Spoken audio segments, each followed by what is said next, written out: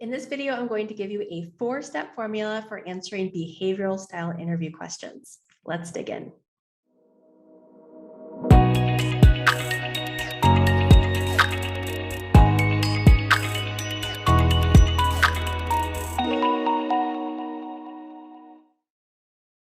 Hi, everyone. I'm Vanessa. I'm with R.E.A Staffing. We're a real estate recruiting firm, and we help real estate assistants, transaction coordinators, sales managers, and everyone in between find amazing job opportunities with real estate teams and brokerages across the U.S. And on this channel, we focus on fostering careers in real estate and growing real estate teams. So if you're into content like this, give us a like and subscribe. And hey, if you are not in real estate, you are still in the right place. Today's video is all about answering behavioral style interview questions. And this is great content for anybody in any industry who has a job interview in the future. So let's get into it. Okay, first of all, what is a behavioral style interview question? Let's just start with the definition. So behavioral style interview questions typically start with, tell me about a time when, or can you give me an example of a time when, blah, blah, blah. So these are situational questions where the interviewer wants to know about how you did something in the past, and they're looking for specifics. Now, why do we torture you with these types of questions? Well, the best predictor of future performance is past performance. And so we want to know how you behaved in certain situations in the past, in the hopes of predicting how you'll likely behave in similar situations in the future. Now, because these questions are so open-ended, these are the kinds of questions where interviewees tend to get lost and they start rambling, and that's why you need a plan. So we're going to talk about the STAR method for answering behavioral interview questions. STAR stands for situation, task, action, and results. And this is an acronym that you can use and sort of keep in your mind as you're answering these questions during an interview so that you don't get lost and that you really do a good job of demonstrating the skill or task and the result that you got with your story. Okay, so first of all, situation. So situation is setting the scene for your story. So who was involved, what was going on? This is, your answer is not going to work unless you tell the right story about the right situation. So make sure that you really do understand the question before you kind of dig into your story. Okay, next we have task, and this is where you state your responsibility in the situation. So it might have been a task that you were given or a project that you took on your own. And often you can combine the situation and the task in 1 or 2 sentences. So again, short, sweet, get right to the point.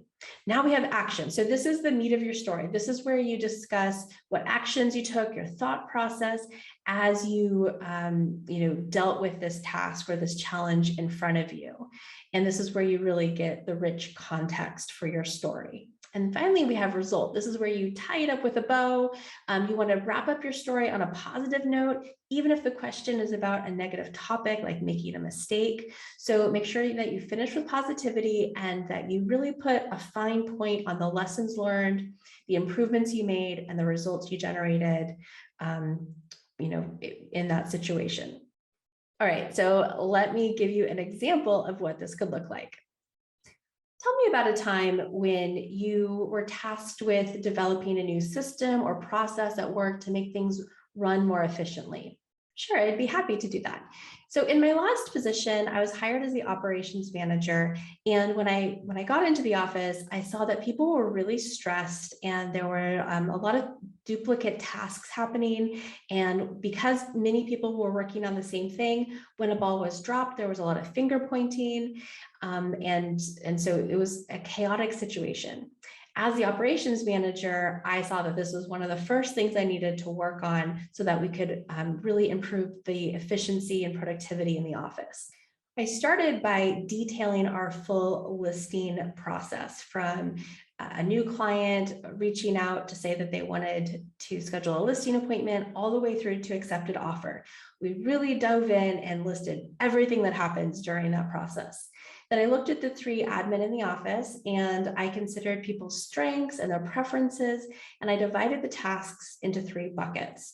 So we have one assistant who focuses on the contract and the coordination of a listing, one who just focuses on the marketing of the listing, and the third is more out in the field. So meeting vendors, opening the door for showings, helping with open houses, things like that.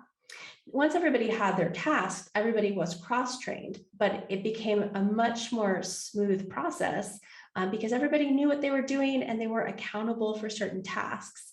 And as a result, I mean, really quickly, within 3 or 4 weeks, the stress level in the office just came down considerably. And my boss could see that this team could handle a lot more business than they could previously.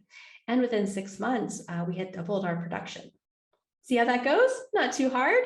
Now it's your turn. I want you to write down your answer to the question I posed. And for extra credit, practice answering the question, tell me about a time when you had a conflict with somebody at work. Now remember, conserve your words, try to be brief. Your answer shouldn't take longer than about 2 minutes. And that's why practice makes perfect. Okay, I hope that you found this helpful. If you're looking for more interview tips, definitely check out the videos at the end of this one. We have so much more content to help you shine bright on your next interview. And hey, if you like this video, please give it a like. It really helps, and subscribe. I'll see you on the next video. Cheers.